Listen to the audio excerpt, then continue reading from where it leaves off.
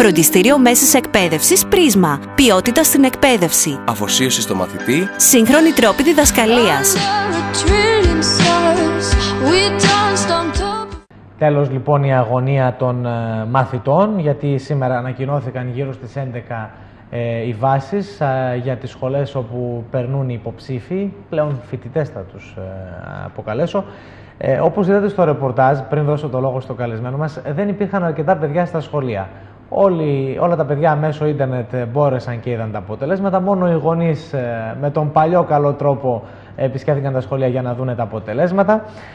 Αυτά ως πρόλογο για να καλησπερίσω τώρα εδώ στο στούντιο της τηλεόρασης Επιλογές τον υπεύθυνο σπουδών του φροντιστηρίου Πρίσμα, τον κύριο Αναστάσιο Τιμοθείδη, που είναι κοντά μας. Κύριε Τιμοθείδη, καλό σας μεσημέρι. Καλό μεσημέρι. Και ευχαριστούμε θερμά που είστε κοντά μας, γιατί ξέρω ότι ξεκίνησαν και τα μαθήματα, επομένως κλέψατε μια χρονιά ολοκληρώθηκε με τον καλύτερο τρόπο και παράλληλα ξεκινάει η καινούρια. Εμείς ευχαριστούμε πάντως που μας καλέσατε. Να είστε καλά. Λοιπόν, ανακοινώθηκαν οι βάσεις, είχαμε κάποια σκαπανεβάσματα, κάποιες σχολές αυξήθηκαν πάρα πολύ. Υπάρχουν περιστατικά που φοιτητές με μικρό βαθμό περνούν στις σχολές. Τι γίνεται, περιμέναμε αυτά τα αποτελέσματα σήμερα? Τα περισσότερα από όσα λέγαμε όλο τον καιρό και μέσα από τα δελτία σας και από τις εκπομπές που μας φιλοξενήσατε επιβεβαιώθηκαν. Είναι ένα νέο σύστημα, οπότε περιμέναμε εντελώς καινούρια και διαφορετικά πράγματα. Δεν μπορούμε να συγκρίνουμε σε σχέση με τα περσινά. Δεν μετρούσε ο προφορικός βαθμός, κατανεμήθηκαν εντελώς διαφορετικά οι σχολές, οπότε αναμέναμε και εμείς με αγωνία τις βάσεις. Τελικά, πέσαμε μέσα στις προβλέψεις που γίνανε. Όντως έχει σχολές που περνάνε μέχρι και με 1500 μόρια τα παιδιά. Οι παραδοσιακές σχολές, οι σχολές που προτιμούν τα παιδιά είχαν άνοδο, οι πολυτεχνικές, οι ιατρικές. Στα οικονομικά είχαμε μια μικρή πτώση, στις σχολές υγείας και πρόνοιας είχαμε μια μικρή άνοδο. Αλλά οι μαθητές και συγκεκριμένα οι δικοί μας μαθητές τα πήγανε καλά. Ο κάθε ένας είχε βάλει το δικό του στόχο και με προσπάθεια και επιμονή τον πέτυχε. Και σύμφωνα με τα στοιχεία που μας έδωσε σήμερα το πρωί η Δευτεροβάθμια Εκπαίδευση Σερών,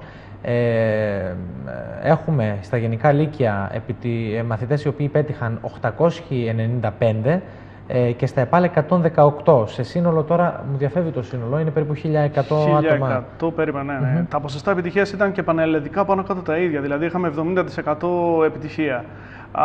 Υπάρχουν όμως και κρυφά νούμερα πίσω από αυτά, όπως το ότι μόνο το 11% πέρασε στην πρώτη του προτίμηση.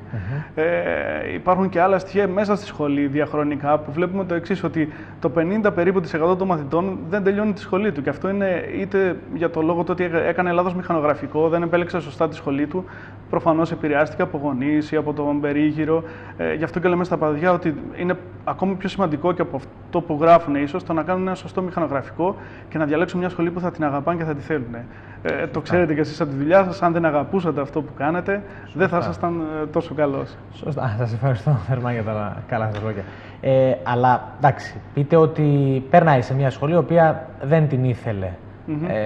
Πρέπει να μπει στο λούκι όμως, να κάτσει, να τελειώσει και δεν ξέρουμε, μπορεί να του βγει και σε καλό του φοιτητή, έτσι, της φοιτήτριας. Σίγουρα συνιστούμε στο να δοκιμάσουν τα παιδιά, να δουν αν είναι κάτι που τους αρέσει, αλλά πρώτα απ' όλα γίνεται αυτό στο μηχανογραφικό. Δεν βάζουμε επιλογές που θα ήταν εντελώς διαφορετικές με την ψυχοσύνθεση και τα θέλω του παιδιού.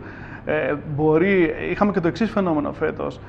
Αρκετά παιδιά γράψανε καλά, αλλά επιλέξανε να περάσουν σε ένα ΤΕΙ και όχι σε ένα πανεπιστήμιο για να είναι κοντά στην πόλη τους. Έχουμε περιπτώσεις που περάσαν τα παιδιά στα ΤΕΙ εδώ τόσο στη λογιστική όσο στη διοίκηση, ακόμα και στην πληροφορική, ενώ μπορούσαν να περάσουν σε ένα πανεπιστήμιο. Εκεί μπορούμε να κάνουμε διορθωτικές κινήσεις. Αν ένα παιδί θέλει να περάσει σε μια σχολή πληροφορικής, αλλά οι οικονομικές δυνατότητες δεν υπήρχαν, μπορεί να περάσει στο ΤΕΙ πληροφορικής που είναι εξαιρετικό εδώ στις αίρες και με ένα μεταπτυχιακό αργότερα να προσπαθήσει να φτάσει τον στόχο του, να εξισωθεί με τον πτυχιούχο του ΑΕΗ. Στο δικό σας τον κλάδο, γιατί είστε μαθηματικός, εκεί πώς πήγαν τα αποτελέσματα? Δηλαδή οι μαθητές μείναν ικανοποιημένοι από τις σημερινές ανακοινώσεις? Στα μαθηματικά, όταν βγήκαν τα αποτελέσματα κυρίως, ήταν το 80% στον τομέα, περίπου το 70% κάτι, στον τομέα οικονομίας και πληροφορικής κάτω από τη βάση. Οπότε ήταν τα μαθηματικά ο βαθμός κλειδί για την εισαγωγή στις σχολές και περίπου το 50% στις άλλες σχολές των θετικών επιστημών. Σαν φροντιστήριο είχαμε καλά αποτελέσματα. Τώρα τα μαθηματικά νομίζω ότι είχαν μια μικρή πτώση. Αυτό είναι και περίεργο και δύσκολο, γιατί αν ένας μαθητής που έγραψε κάτω από τη βάση τα μαθηματικά μπει στο μαθηματικό, φαίνεται πως δεν θα το αγαπάει, δεν το ήθελε τόσο και σίγουρα ότι έχει κάποια κενά. Άρα είναι σημαντικό αυτό που σας έλεγα. Μια σωστή επιλογή. Μην διαλέξει ένας μαθητής που έγραψε 4 ή 5 στα μαθηματικά το μαθηματικό επειδή έχει χαμηλή βάση. Σημαίνει ότι έχει κενά και ότι δεν θα μπορέσει να ολοκληρώσει τη σχολή του. Επομένως, είμαστε ικανοποιημένοι γενικά με τα αποτελέσματα σήμερα. Φαντάζομαι και οι γονείς. Βεβαίως, ναι, και οι γονείς. Είναι πολύ σημαντικό το εξής, ότι ο κάθε μαθητής έχει το δικό του στόχο. Μπορεί να είναι χαρούμενος και ικανοποιημένος ένας μαθητής που από το 8 τον πήγαμε στο 12. Δεν σημαίνει ότι ικανοποιημένοι είναι μόνοι όσοι γράψαν άριστα. Ίσα-ίσα για εκεί το να πας σε ένα μαθητή από το 19 στο 19,5 δεν είναι τόσο σημαντικό όσο το να πας από το 8 στο 12. Ή να περάσει ένα πολύ καλό ένας μαθητής που δεν το περίμενε. Οπότε είχαμε αρκετές τέτοιες ευχάριστες εκπλήξεις. Τα παιδιά πετύχαν τους στόχους τους. Είμαστε καλά. Στρατιωτικές σχολές πώς πήγαν φέτος? Οι στρατιωτικές σχολές ανέβηκαν. Το μόνο που είχε ίσως μια μικρή πτώση ήταν η αξιωματικών αστυνομίας. Οι στρατιωτικές σχολές, όπως και η πυροσβεστική που ήταν μια καινούργια σχολή, είναι στα ύψη. Άρα δηλαδή στρατιωτικές σχολές, πυροσβεστική, αστυνομία, κλάδος υγείας, είχαμε μια αύξηση, έτσι? Είχαμε αύξηση, ναι. Είναι τα λεγόμενα φιλέτα, όπως λέμε. Τα φιλέτα που μετά σου δίνουν κάτι στάνταρ. Τα περισσότερα από αυτά σου εξασφαλίζουν επαγγελματική αποκατάσταση. Εδώ είναι το μυστικό, βέβαια. Αυτό που λέγαμε και πριν, το ξαναεπαναλαμβάνω, ότι μην κάποιο παιδί μπήκε εκεί μέσα μόνο και μόνο επειδή έχει επαγγελματική αποκατάσταση. Δεν θα είναι όμορφη η ζωή του μετά. Σωστά. Και δεν θέλω να αφήσουμε και τα παιδιά τα οποία, έτσι από το σχόλιο, από την συζήτηση που κάνουμε, τα οποία παιδιά δεν πέτυχαν, να μην το βάλουν κάτω, έτσι, γιατί μπορεί να υπήρξε αποτυχία, εντός εισαγωγικών αποτυχία, αλλά δεν ξέρουμε αύριο μεθαύριο τι μπορεί να συμβεί. Δεν τελειώνει η ζωή εδώ. Έτσι ακριβώς. Η επιτυχία στη ζωή, άλλο η επιτυχία στις εξετάσεις και άλλο η επιτυχία στη ζωή. Σωστά. Η επιτυχία στη ζωή κρίνεται ευτυχώς από άλλα πράγματα.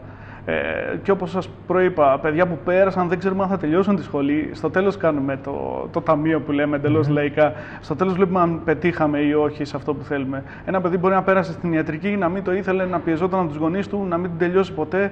Ενώ ένα άλλο παιδί, έχουμε πολλές εναλλακτικές, πολλούς δρόμους, αν δεν πετύχανε στις εξετάσεις, να βγει πιο επιτυχημένος και πιο σωστός. Ωραία.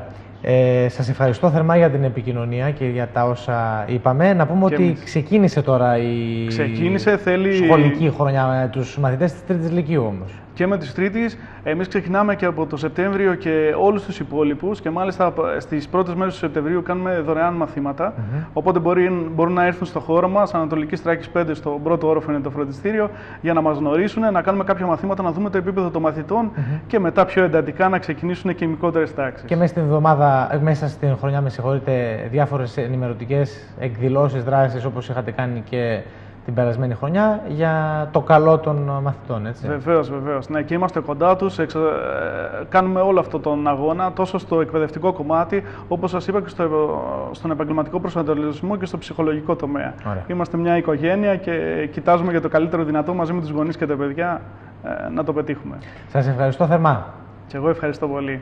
Φροντιστήριο Μέσης Εκπαίδευσης Πρίσμα. Ποιότητα στην εκπαίδευση. Αφοσίωση στο μαθητή. Σύγχρονοι τρόποι διδασκαλίας.